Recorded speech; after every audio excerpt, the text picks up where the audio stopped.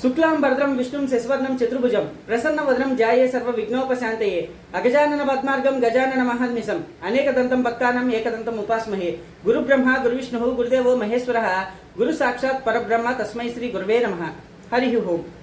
ఈ వీడియోలో మనం వృషభ రాశి వారికి అక్టోబర్ నెలలో ఎలా ఉందో చూద్దాం. ముందుగా వారి యొక్క గ్రహస్థితి ఎలాగుందంటే, 3వ ఇంట్లో గురుడు, 4వ ఇంట్లో శుక్రుడు కేతు, 5వ ఇంట్లో బుధుడు రవి, 6వ ఇంట్లో కుజుడు, 10వ ఇంట్లో రాహు, 11వ ఇంట్లో శని.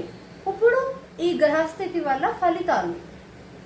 వీటి గ్రహస్థితి ఇలా ఉండటం వలన వీళ్ళకి ఈ నెలలో కొంచెం ఛాలెంజెస్ ఎదుర్కోవాల్సింది ఎక్కువే ఉన్నాయని చెప్పచ్చండి.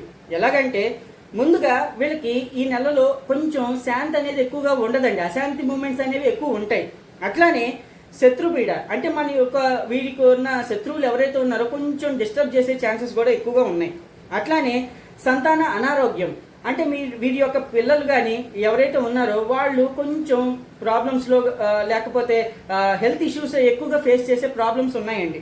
అట్లానే బంధువులతో విరోధం, బంధువులతో ఎప్పుడు ఎక్కువ అందరికీ మనకి విరోధం ఉంటూనే ఉంటుంది. కాకపోతే ఈ టైంలో కొంచెం జాగ్రత్తగా ఉంటే మనకే మంచిది.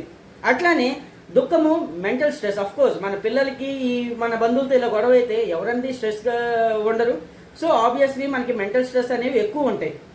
సో వీటి గురించి మనం వీటిని పోగొడుతూ ఏదైనా చక్కగా జపం చేసుకుంటే చాలా మంచిదండి. వాటి యొక్క మంత్రాలు ఏంటంటే, ఓం శం సర్వణ భవ, ఓం దుమ్ దుర్గాయ నమః, ఓం నమో భగవతే వాయునందనాయ. ఈ 3 మంత్రాలు జపం చేసుకోవాలి రోజు 108 సార్లు.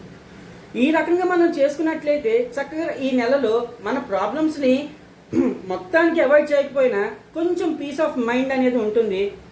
చక్కగా మనం ఈ నెలలో కొంచెం ఫ్రీగానే వెళ్ళిపోవచ్చు. స్వస్తి.